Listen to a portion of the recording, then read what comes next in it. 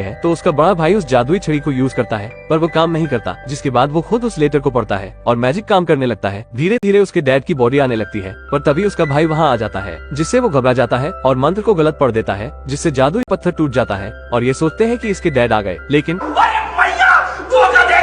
इनके डैड का आधा ही शरीर आ पाता है। तो बार्ली कहता है, बहुत समय पहले की बात है, ये पूरी दुनिया मैजिक से ही चलती थी। आग जलाने के लिए, ड्रैगन से लड़ने के लिए और घर में रोशनी करने के लिए हर जगह जादू का ही इस्तेमाल किया जाता था। लेकिन जादू को सीखना इतना भी आसान नहीं था। फिर समय के साथ वो लोग मैजिक यूज करना भूल गए और आसान तरीके से जीने का रास्ता चुन लिया। पर एक लड़का था जिसके पास कुछ तो जादू था। वो अपने बर्थडे पर एक लिस्ट बनाता है जिसमें वो लिखता है कि गाड़ी चलाना सीखना, दोस्तों को पार्टी में बुलाना और अपने पापा जैसा बनना। मगर वो मेरी तरह शर्मिला होता है, कुछ भी ठीक से नहीं कर पाता है, जिससे वो बहुत दुखी हो जाता है और अपने लिस्ट के विश को काट देता है। अपने पापा का फोटो देखकर उनको मिस करता है और उनका रिकॉर्ड किया हुआ आवाज सुनने लगता है। तभी उसकी माँ उसको बोलती है कि तुम्हारे पापा ने तुम्हें 16वें जन्मदिन के लिए एक गिफ्ट दिया है। और जब ये उस गिफ्ट को खोलता है तो उसमें जादुई छड़ी और चिट्ठी मिलती है जिसमें लिखा था कि कैसे वो अपने डैड को जादुई पत्थर से एक दिन के लिए जिंदा कर सकते हैं। तो उसका बड़ा भाई उस जादुई छड़ी को यूज करता है, पर वो काम नहीं करता, जिसके बाद वो खुद उस लेटर को पढ़ता है और मैजिक काम करने लगता है। धीरे धीरे उसके डैड की बॉडी आने लगती है, पर तभी उसका भाई वहाँ आ जाता है, जिससे वो घबरा जाता है और मंत्र को गलत पढ़ देता है, जिससे जादुई पत्थर टूट जाता है और ये सोचते हैं कि इसके डैड आ गए, लेकिन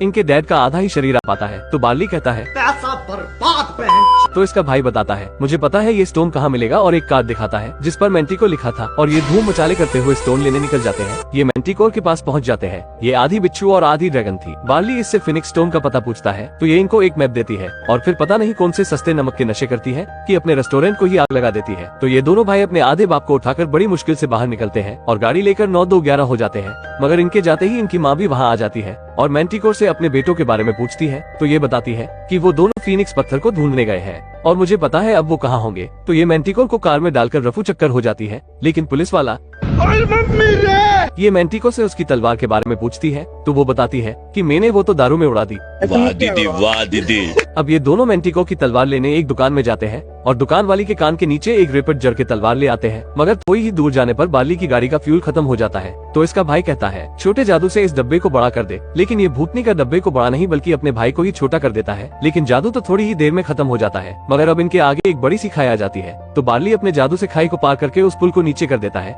जिससे उसका भाई भी खाई को पार कर लेता है। और आगे जाने पर इन्हें एक बड़ा सा कौवे का स्टैचू मिलता है और इसमें से एक पत्थर निकलता है। तो उस पत्थर पर पानी के निशान को देखकर ये भी पानी से होते हुए जाते हैं। मगर आगे इनके पीछे एक बड़ा सा एसिड का क्यूब पड़ जाता है। तो बार्ली जादू से अपने आधे बाप और भाई को बचाकर भागता है। मगर आगे ये एक टैंक में फंस जाते हैं जिसमें पानी भरने लगता है। तो ये गंदी औलाद अपने बाप को पानी में डालकर नीचे के पत्थर पर खड़ा कर देते हैं, जिससे कि ऊपर का ढक्कन हटने लगता है और दोनों बाहर आ जाते हैं और अपने बाप की टांगों को भी खींच लेते हैं। मगर ऊपर आकर देखते हैं कि वो तो अपने ही स्कूल के सामने आ टपके। तो बार्ली कहता है, पैसा बर्बाद, क्योंकि इतनी मथापची करने से कुछ नहीं हुआ और निराश होकर वहाँ से चला जाता है। मगर इसका चमन चंपू भाई देर शेयाना बनता है और ये उस फिनिक्स पत्थर की तलाश में पुराने झरने के ऊपर चढ़ जाता है और देखता है कि वहाँ भी उसके पत्थर के जैसा ही निशान बना हुआ है। पर नीचे से पुलिस वाले कहते हैं, चला जा भूतनी के। लेकिन ये फिर भी अपने पत्थर को उस निशान में लगाता है तो उससे एक जादुई पत्थर बाहर आता है। मगर जैसे ही ये इस पत्थर को उठाता है तो इसके साथ ही एक राक्षस भी उस शहर में आ जाता है और लड़के के हाथ में जादुई पत्थर को देख के कहता है, तू तो गया बेटे, और उन पर आग से हमला करने लगता है